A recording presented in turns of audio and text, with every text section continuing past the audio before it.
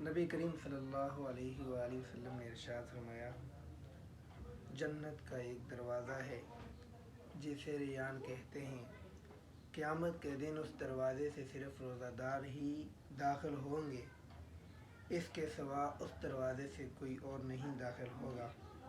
پکارا جائے گا کہ روزہ دار کہاں ہیں؟ وہ کھڑے ہو جائیں اور ان کے سوا وہ کھڑے ہو جائیں، اور جب یہ لوگ اس دروازے سے اندر چلے جائیں گے تو وہ دروازہ بند کر دیا جائے گا، اور پھر اس کے بعد کوئی اس دروازے کے اندر داخل نہیں ہوگا۔ یہ جو ریان دروازہ ہے، اس میں قیامت کے دن اللہ پاک صرف روزہ دار کو داخل فرمائے گا۔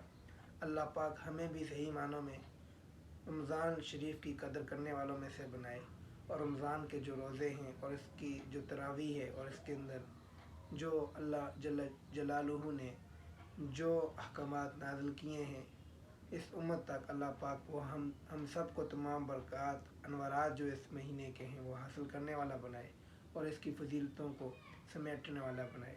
وما علینا الا البلاغ المبین۔